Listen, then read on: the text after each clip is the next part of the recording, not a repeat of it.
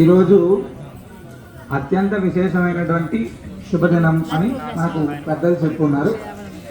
ఎందుకయ్యా ఈ అత్యంత విశేషమైనటువంటి శుభదినం అంటే తిరుమంగ ఆళ్వార్ అనేటువంటి ఒక ఆళ్వార్ యొక్క పుట్టినరోజు. కార్తీక మాసంలో వచ్చేటువంటి కృత్తికా నక్షత్రం నాడు ఆయన అవతరించినాడు అని చెప్తారు. అదేంటి మన కార్తీక మాసం అయిపోయింది కదా అంటే సౌరమానం అనేటువంటి దాని ప్రకారం ఇప్పుడు కార్తీక మాసం నడుస్తుంది. సౌరమానం అంటే తమిళ సాంప్రదాయం, తమిళనాడు అనేటువంటి ప్రాంతం అంతా కూడా సౌరమానం ప్రకారమే నడుస్తుంది ఇప్పుడు కార్తీక మాసం. అయితే ఈ సౌరమానంలో ఉండేటువంటి విశేషం ఏంటి అంటే సౌరమానం ప్రకారమే కొన్ని పండుగలు మనం కూడా చేసుకుంటాం. ఎందుకు అలాగా? మనందరం కూడా చాంద్రమానం పాటిస్తాం. అంటే పాడ్యమి నుంచి అమావాస్య దాకా ఉండేటువంటిది ఒకటి మనం పాటించేటువంటిది. పాడ్యమి నుంచి ప్రారంభమై పౌర్ణమి, పౌర్ణమి నుంచి ప్రారంభమై అమావాస్యతో ముగుస్తుంది మనకు ఒక నెల. ఈ తమిళ సాంప్రదాయం ప్రకారం రవి మారేటువంటి అంటే సూర్యుడు మారేటువంటి రాశి ఏదైతే ఉన్నదో మేషరాశి, వృషభ రాశి ఇలా మారేటువంటి క్రమంలో ఇది వృశ్చిక సంక్రమణం అనేటువంటిది. అంటే ఇప్పుడు మనం ఉంది వృశ్చికం అంటే కార్తీక మాసం. ఈ కార్తీక మాసం అనేటువంటిది సాధారణంగా మనందరికీ తెలిసిన విషయం ఏంటంటే కార్తీకము అనగానే కృత్తికా నక్షత్రం పౌర్ణమి ఉంటే అది కార్తీక మాసం. అసలు ఈ కృత్తికతోటి ఈ పౌర్ణమికి ఏం సంబంధం అయ్యా అంటే అగ్ని ఆరాధన. ఈ కృత్తికా నక్షత్రం నాడు చేసేటువంటి అగ్ని ఆరాధన అత్యంత విశేషమైనటువంటిది అని చెప్తారు పెద్దలు. ఎందుకు అంటే అగ్నినేత్రుడు అని భగవంతుడికి పేరు. సాధారణంగా మన శాస్త్రంలో కొన్ని చాలా విశేషమైనటువంటి ఫలితాలను ఇచ్చారు పెద్దలు. 1 ప్రదక్షిణ, 2 దీపం, 3 యజ్ఞం, ఈ గోసేవ ఇవన్నీ కూడా విశేషంగా చెప్పారు. మనం చాలా కష్టపడుకోకుండా భగవంతుణ్ణి ధ్యానం చేసుకోవాలి, భగవంతుణ్ణి అనుగ్రహం పొందాలి అనుకుంటే ఫస్ట్ ప్రదక్షిణ, ఆయన యొక్క స్మరణ చేసుకుంటూ మనం ప్రదక్షిణ చేస్తే అది విశేషం. ఎందుకంటే మన కాళ్ళతో మనమే నడుస్తాం, భగవంతుడి పైన భక్తితోటి మనం ఉంటాం. 2 దీపారాధన. దీపం అనేటువంటిది వెలుగు అనేటువంటిది ఎప్పుడైతే ఉంటుందో ఆ వెలుగు ద్వారా మనలో ఉండేటువంటి అజ్ఞానాన్ని పోగొట్టుకోవడానికి అది ఉపయోగపడేలాగా ఉంటే అది విశేషం. మేము చాలామంది చేస్తుంటాం, 1,00,000 దీపోత్సవం చేసామండి, 1,00,000 దీపోత్సవం చేసామండి అంటే నీలో ఉండేటువంటి అజ్ఞానాన్ని పోగొట్టలేకుండా, నీలో ఉండేటువంటి అహంకారం పోగొట్టుకోలేకుండా 1,00,000 సార్లు 1,00,000 దీపోత్సవం చేసినప్పుడు ఉపయోగం లేదు. మనం చిన్న దీపాన్ని వెలిగించినా పెద్ద దీపాన్ని వెలిగించినా మనలో ఉండేటువంటి అజ్ఞానాన్ని తొలగించుకుంటేనే అది ఉపయోగం. ఇప్పుడు సాధారణంగా ఒక చిన్న గుడిసెలో ఉండేటువంటి బామ్మగారు ఆమె ఏదో యాచన చేసుకోనో లేకపోతే ఏదో వృత్తి పనికి వెళ్ళిపోయో వచ్చిన తర్వాత సాయం సంధ్యా సమయంలో ఒక చిన్న దీపారాధన చేస్తే అక్కడికి నారాయణుడు వెళ్తాడు, పరమశివుడు వెళ్తాడు. ఖచ్చితంగా 100% వాళ్ళ ఇంటి దగ్గరికి వెళ్ళి భగవంతుడు వాళ్ళని అనుగ్రహిస్తాడు ఖచ్చితంగా. అదేంటండి అంటే వాళ్ళు అలా అంతే అనుగ్రహం వాళ్ళకి ఇచ్చేటప్పుడు వాళ్ళు ఎందుకు అలా అంటే డబ్బు లేకోకుండా ఇబ్బంది పడుతున్నారు అని అనుకుంటే మనం వెనకడ చేసినటువంటి పాప ప్రక్రియ అనేటువంటిది, కర్మ అనేటువంటిది వదిలించుకోవడానికి కొన్ని గుణాలు వస్తాయి. ఆ కర్మను పోగొట్టుకోవడానికి వివిధ రకాలు ఉంటాయి. ఏమీ చేయనివాడు కోటీశ్వరుడు అయిపోయి ఉంటాడు, అన్ని చేస్తున్నటువంటి వాళ్ళు ఇబ్బంది పడుతుంటాం. పరీక్ష పెట్టేటువంటి వాడు మధ్యలో ఆపేస్తాడా? ఆపడు కదా. ఒకసారి పరీక్ష స్టార్ట్ అయిన తర్వాత మన పేపర్ తీసుకొని బయటికి పంపించాలి. పరీక్ష పూర్తయిన తర్వాత మనకు పాస్ ఫెయిల్ అనేటువంటిది ఉంటుంది. మనం పరీక్షను నెగ్గామనుకోండి అద్భుతమైనటువంటి స్థితికి వెళ్తాం. అలాగా బాగా ఉన్నటువంటి వాళ్ళు పని వాళ్ళన్నీ ఏర్పాటు చేసిన తర్వాత దీపాలు, ఒక దీపం స్టైల్గా వచ్చి ఒక దీపం పెడితే మిగతా దీపాలన్నీ ఎవడో పెడితే ఎవరికి వస్తుంది పుణ్యం? ఎవరు వెలిగించారో వాడికి వస్తుంది, కానీ నీరికి రాదు. అలాంటిది అంటే భగవంతుడి దగ్గర ఎప్పుడు కూడా అంటే మనం చేసేటువంటి క్రియ అనేటువంటిది ఖచ్చితంగా మనం ఎంత శ్రద్ధాభక్తులతో చేస్తామో అది పుణ్యాన్ని సంపాదిస్తుంది, అది పుణ్యాన్ని మనకిస్తుంది. అంతేకాని అంటే ఆత్మతృప్తి లేనటువంటి పూజలు చేయకూడదు. ఫస్ట్ మన వాళ్ళు చేసేటువంటి మన అందరం అంటే ఇంక్లూడింగ్ మేము కూడా అనుకోండి, ఒకవేళ అలాంటి తృప్తి లేనటువంటి వ్యవస్థలోకి వెళ్తే ఇప్పుడు కూడా మనం చాలా రకమైనటువంటి పూజలు చేస్తున్నామండి, మాకు ఇంకా ఈ కష్టాలు పోవట్లేదండి, చాలా ఇబ్బంది పడుతున్నామండి అనేటువంటి మాటలు మన దగ్గర పెరుగుతూ ఉంటాయి. మనం ఎప్పుడైనా కూడా భగవంతుడికి సంబంధించిన దాంట్లో చేస్తున్నాం, భగవంతుడి యొక్క అనుగ్రహం మనందరం నమ్మేటువంటి మాట ఏంటంటే శివుడి ఆజ్ఞ లేనిది చీమ కూడా కొట్టదు అని చెప్తాం మామూలుగా. మరి అదే శివుడి ఆజ్ఞ లేకోకుండానే మనం ఇన్ని అనుభవిస్తుంటామా? అంతే కదా. మనకు ఉండేటువంటి క్రియ అనేటువంటిది, కర్మ అనేటువంటిది తొలగిపోవడానికి ఎన్ని రకాలు ఉంటాయో అన్ని రకాలైనటువంటిది చేస్తాం. ఆ కర్మను తొలగించుకోవడానికి భగవంతుడు చాలా రకాలు ఇచ్చాడు. కృతయుగంలో భగవంతుని విశేషంగా జపం చేసుకునేటువంటి వారు, త్రేతాయుగంలో సాధారణంగా భగవంతుడికి యజ్ఞయాగాలు చేసేటువంటి వారు, ద్వాపర యుగానికి వచ్చేటప్పుడు స్వామివారికి సంబంధించినటువంటి యజ్ఞ యాగాదులు, దేవతా ప్రతిష్టలు, విగ్రహారాధనలు చేసేటువంటి వారు. అంటే కృతయుగంలో భగవంతుని ఎన్ని వందల సంవత్సరాలు జపం చేస్తే అంత విశేషమైనటువంటి పరిస్థితి ఉండేది అప్పట్లో. త్రేతాయుగంలో యజ్ఞయాగాదులు చేస్తే భగవంతుడి దర్శనం ఇచ్చేటువంటి వారు. ద్వాపర యుగం దగ్గరకు వచ్చేటప్పుడు విగ్రహారాధన అంటే విగ్రహాన్ని ఏర్పాటు చేసుకొని ఆ విగ్రహారాధనలు చేస్తే భగవంతుడి దర్శనం ఇచ్చేటువంటి వారు. కలియుగానికి వచ్చేటప్పుడు అయ్యా బాబు వీళ్ళు ఇవన్నీ చేస్తారో లేదో తెలియదు, కనీసం భగవన్ నామాన్ని పలికితే చాలయా వాడికి అద్భుతమైనటువంటి అనుగ్రహాన్ని ఇచ్చేయని చెప్పాడండి నారాయణుడు. అంటే మనం వాళ్ళందరం కూడా విష్ణు సహస్రనామం చదివితే, సుందరాకాండ చదివితే, లలితా సహస్రనామం చదివితే, లేకపోతే ఇంకొక సహస్రనామం చదివితే అందులో ఉత్తర పీఠిక అని కొన్ని ఉండి, పూర్వ పీఠిక ఉత్తర పీఠిక నుండి ఇది చదివితే ఇంత పుణ్యం వస్తుంది అని చెప్తారు పెద్దలు. అది చదివినప్పుడు ఇంత పుణ్యం వచ్చినప్పుడు మనలో ఎందుకు ఇంకా వెనకల నుంచి ఉండేటువంటి పోవట్లేదు అంటే ఆ చదివే దాంట్లోనే తప్పు. నేను నాకు చెప్పాను కదా, ఆ చదివే దాంట్లోనే తప్పు. ఫస్ట్ అంటే మనం చదివేటువంటిది భగవంతుడు మన దగ్గర ఉన్నాడు, మనం చేసేటువంటి పుణ్యాన్ని చూసినటువంటి భగవంతుడు మనం చేసేటువంటి పాపాన్ని చూస్తాడా?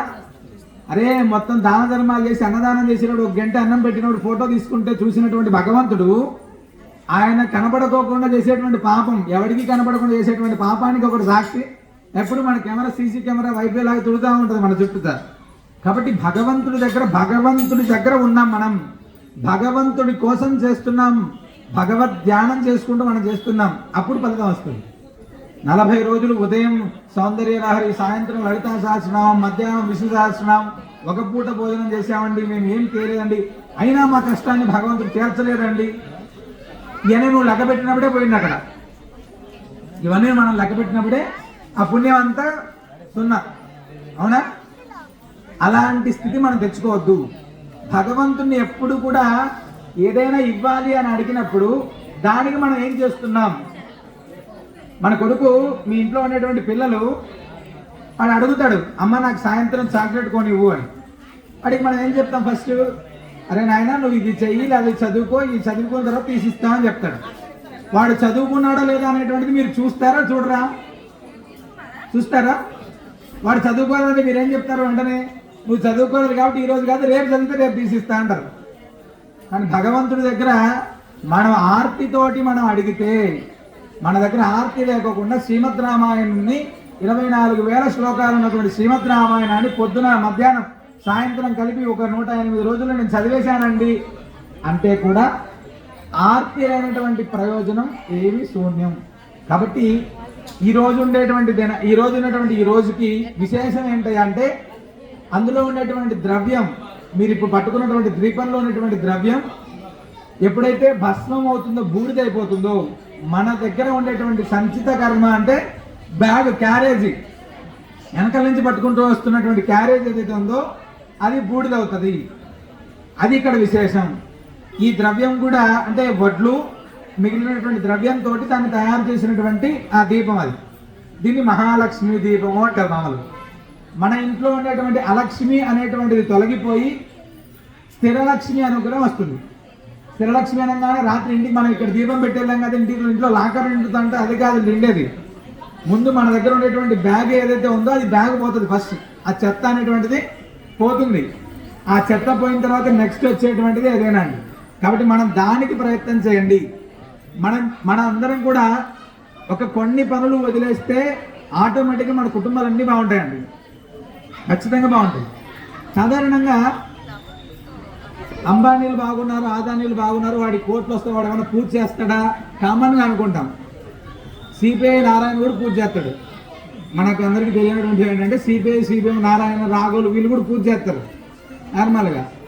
అంబానీలు, ఆదానీలు కూడా పూజ చేస్తారు. వాళ్ళు ఎక్కడున్నా వాళ్ళ కోసం పూజలు చేసేవాళ్ళు, వాళ్ళు పూజ చేసేటువంటి వాళ్ళు అందరూ ఉంటారు ఎవరికైనా.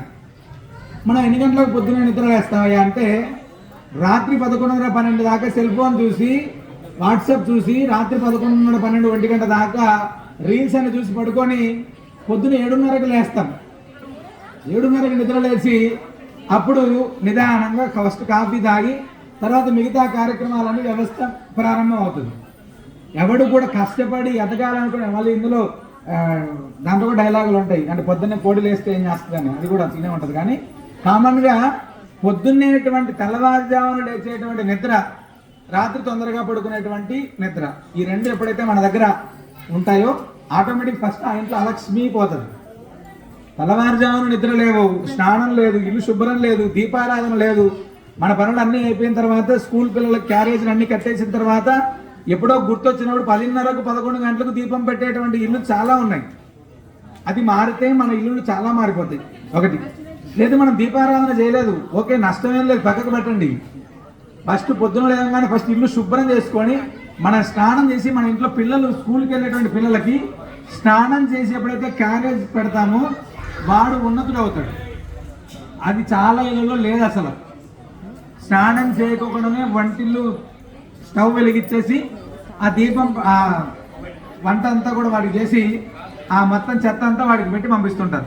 వాడికి కూడా చదివేక్కదు, వాడి యొక్క తిండి తినేటువంటి తిండి, వ్యవస్థ, వ్యవహారం అన్నీ మారిపోతాయి. చాలామందికి ఇది నచ్చకపోవచ్చు, నచ్చకపోయినప్పటికీ కూడా ఇదే నిజం. మనకు నచ్చకపోయిన దానిలో నిజాలు కాకపోవడం ఏమి ఉండదండి. కాబట్టి దయచేసి ఇవన్నీ మారాలి. ఫస్ట్ మన ఇల్లు మారాలంటే ముందు మనం పొద్దున లేచేది ఫస్ట్ ఉండాలి. రాత్రి 1 గంట దాకా ఉంటాయి అంటే పని ఉంటే ఎవడైనా ఉండొచ్చు. పని లేకుండా సెల్ ఫోన్ నొక్కుతూ కూర్చొని రాత్రి రీల్స్ చూస్తా పొద్దున్న 7 గంటలకు లేచి మన అర్జెంటుగా వాళ్ళందరినీ బతికించడమే తప్ప మనం బతకడమే ఉండదు.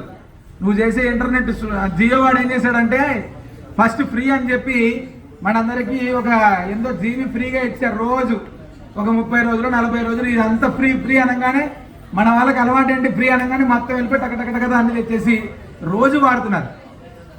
2000 సంవత్సరం నుంచి 2020 సంవత్సరం దాకా మనందరికీ కూడా ఒక జీబీ 2 జీబీ అనగానే ఆ 2 జీబీ నెలంతా వాడుకోవడానికి విశ్వ ప్రయత్నాలు చేసేటువంటి వాళ్ళందరూ, అమ్మో ఈ పోస్టర్ ఆన్ చేస్తే జీబీ అయిపోతుంది, ఈ వీడియో డౌన్లోడ్ చేస్తే జీబీ అయిపోతుంది, అలాంటి స్థితి ఉండేది. ఇప్పుడు రోజుకి మీ ఫోన్లో రోజుకి 2 జీబీ ఎక్స్ట్రా కావాలంటే 49 రూపాయలు వేస్తే మళ్ళీ ఎంతైనా జీబీ. ఇవన్నీ రాత్రి యూట్యూబ్, ఫేస్బుక్, ఇన్స్టాగ్రామ్ అన్నీ తిప్పుతూ ఉంటారు. సరే, అందులో అయినా పనికొచ్చేది ఏమైనా చూస్తామా? పనికొచ్చేటువంటిది ఏం చూడం. ఆధ్యాత్మిక అంశాలు చూస్తామా? లేదా రామాయణము, భారతము, భాగవతం మన పిల్లలకి అందులో ఉండేటువంటి అంశాలను ఏమైనా చూపిస్తామా? లేదు. ఆమె అమ్మలకి ఏం చేసింది, లేకపోతే ఈ అమ్మలకి ఏం చేసింది, ఆ సీరియల్ ఏంటి, సీరియల్ విచిత్రం ఏం చెప్పనా, దాంట్లో కూడా వెనకల ఆ సీరియల్ 365 ఎపిసోడ్ చూడలేదు కాబట్టి ఆ ఎపిసోడ్ చూసి ఇక్కడికి వస్తారు మళ్ళీ. అట్లాంటి స్థితిని అనేటువంటిది నిజంగా నడుస్తుందండి. కాబట్టి దయచేసి చాలా ఇళ్లలో మనందరం కూడా సాధారణంగా మనందరం కూడా కోటీశ్వరులం కాదు. ఫస్ట్ అందరం బాగుండాలని తాపత్రయపడేటువంటి వాళ్ళని అందరం కూడా, అంటే మన కుటుంబం బాగుండాలి, అది ఆర్థికంగా బాగుండాలి, ఆరోగ్యంగా బాగుండాలి, భార్యాభర్తలు అన్యోన్యంగా ఉండాలి, అదేవిధంగా మన సంతానం వృద్ధి చెందాలి, ఇవన్నీ కోరికలు ఉన్న వాళ్ళని మన అందరం కూడా. రాత్రికి రాత్రి మేడలు కట్టాలి, మిద్దెలు కట్టాలి అనేటువంటి వాళ్ళు ఎవరు ఇక్కడ ఉండరు ఖచ్చితంగా. అప్పుడు మనం ఏం చేయాలి అనేటువంటిదే ముఖ్యం. అంటే మనం ఎప్పుడైనా కూడా కుటుంబ వృద్ధిని ఆలోచించేటువంటి వాళ్ళు ఖచ్చితంగా ఆ కుటుంబం కోసం ఖచ్చితంగా మనం ఏం చేయాలి అనేటువంటి చూడండి. మన ఇంట్లో దీపారాధన అది చాలా ముఖ్యం. ఖచ్చితంగా దాని ద్వారా మంచి జరుగుతుంది. ఈరోజు మంచి జరగకపోవచ్చేమో, పెట్టంగానే తెల్లారి మంచి జరగకపోవచ్చేమో, కానీ అది అద్భుతమైనటువంటి ఫలితాన్ని ఇస్తుంది. అదేవిధంగా మనం చేసేటువంటి పాపం ఈరోజు చెడు చేయకపోవచ్చేమో, దాని యొక్క ప్రభావం ఖచ్చితంగా ఉంటుంది. మేము సెప్టెంబర్ నెలలో ఒక చిన్న పని చేశాం. చేస్తే ఇందాక మా వాళ్ళకి అది చెప్పాను. ఆ సెప్టెంబర్ నుంచి ఇప్పటిదాకా వెనక్కి తీసుకుంటే ఎక్కడో మమ్మల్ని ఒక తాడేసి వెనక లాగుతూనే ఉంది.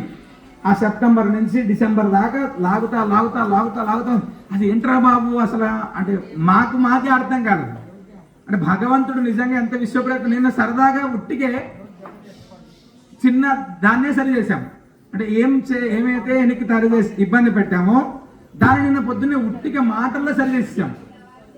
అసలు నిన్నటి నుంచి ఆటోమేటిక్గా ఆ యొక్క భావన అనేటువంటిది మొత్తం పోయింది. అంటే ఎక్కడ తప్పు జరిగింది 3 నెలల క్రితం అనేటువంటిది జస్ట్ 10 నిమిషాలు భగవంతుడు స్వామి ఏంటి మేము ఇలా ఇంతకన్నా కష్టపడుతున్నాం కదా, ఎక్కడో తేడా కనబడుతుంది, అది అర్థం కావట్లేదు ఏంటి అని ఇక్కడ ఉండి మేము అడగలేకపోయాం భగవంతుడిని 3 నెలల కాలం. అదే కర్మ. అదే భగవంతుడిని మొన్న సాయంత్రం ఎక్కడో తప్పు జరుగుతుంది, ఇదైతే అర్థమవుతుంది, చాలా క్లియర్గా అర్థమవుతుంది. భాద్రపద మాసం, ఆశ్వీజ మాసం, కార్తీక మాసం, ఈ 3 మాసాలు చూసాం. ఎక్కడో తప్పు జరుగుతుంది స్వామి, అర్థం కావట్లేదు ఇది అంటే ఆ తప్పుని కేవలం ఒక 10 నిమిషాల్లో భగవంతుడు క్లియర్గా చూపించాడు. నిన్న ఉదయం జస్ట్ ఒక అరగంటలో మార్చేసినారు. అప్పుడు ఆటోమేటిక్గా ఓకే ఫలానా దగ్గర ఇది జరిగింది కాబట్టి ఇది ఇలా జరిగింది అని అర్థం. అంటే ఆ తప్పుని కూడా ఒప్పుకొని సరి చేసుకునేటువంటి గుణం మన దగ్గర ఉండాలి. ఫస్ట్ తప్పు చేశాను నేనేదో అంటే ఎవరి దగ్గరైనా తప్పు, ఇప్పుడు మేము చెప్పడం వల్ల ఏమవుతుందంటే మమ్మల్ని తక్కువ అనుకోవచ్చు, ఎక్కువ అనుకో, ఏదైనా జరగచ్చు. కానీ ఆ తప్పు ఇలా జరిగినప్పుడు సరి చేసుకునేటువంటి గుణం కూడా మన దగ్గర ఉండాలి. అది లేకపోతే ఉపయోగమైంది, అవునా కాదు? కాబట్టి మనందరం కూడా ఇక్కడ ఉన్నంతసేపు ఈ దీపం అనేటువంటిది, మళ్ళీ చెప్తున్నా, మనలో ఉండేటువంటి, మన కుటుంబంలో ఉండేటువంటిదో, సంచితంగా వెనకాల నుంచి వచ్చేటువంటిదో ఏదైనా పాపం, ప్రారబ్ధ కర్మంగా వచ్చేటువంటి పాపం ఏదైతే ఉంటుందో, నువ్వు భగవంతుని ధ్యానం చేసుకుంటే ఇక్కడ పూజ అయిన తర్వాత ఆ దీపాన్ని పట్టుకొని 2 4 అయితే 4, మీ ఆ దీపం వేడి ఉంటుంది కాబట్టి మీ యొక్క పరిస్థితిని బట్టి మాత్రం చూసుకోండి. వెనకలా ముందర 1కి 2 సార్లు దయచేసి గమనించండి. పక్కన వాళ్ళతో మాట్లాడకండి. భగవంతుని కేవలం నృసింహ మహామంత్రం వినపడుతుంటుంది, ఇందులో ఆ మంత్రాన్ని వింటూ ప్రదక్షిణ చేయండి. అంతకు మించి దయచేసి వేరే ఏం చేయకండి. ఎందుకంటే ఇక్కడ చేసేటువంటి ప్రతిదీ కూడా మన కుటుంబంలో మార్పు కోసం చేసేటువంటిది, సరదాగానో లేదా డబ్బుల కోసమో ఇంకో దానికోసమో అనేటువంటిది ఇక్కడ ఉండదు. ఎందుకంటే నేను కొన్ని వేల కుటుంబాలను చూసి ఇక్కడికి వచ్చా. ఎవడో అంటే నార్మల్గా లక్షలాది రూపాయలు మా వెనకాల ఎవడో పెట్టుబడులు పెడితే మేము ఇక్కడ దాకా రాలేదు. కొన్ని వేల కుటుంబాలు, అంటే ట్రైబల్ ఏరియాలకు వెళ్ళి వాళ్ళలో ఉండి వాళ్ళతో చూసి ఎన్నో కుటుంబాల యొక్క కష్టాలను చూసి ప్రతి కుటుంబం బాగుండాలని చూసుకుంటే ఇక్కడికి వచ్చిన వాళ్ళం మేము. కాబట్టి అన్ని కుటుంబాలు బాగుండడానికి మా వంతు ఏది అవసరమైతే అది చేయడానికి మేము సిద్ధంగా ఉంటాం. కాబట్టి దాన్ని పాటించడానికి మీరు సిద్ధంగా లేనప్పుడు మేము మాత్రమే చేసుకుని వెళ్ళిపోతున్నప్పుడు ఎలాంటి ఉపయోగం ఉండదు. దయచేసి గమనించండి, ఆచరించండి, అనుగ్రహాన్ని పొందండి.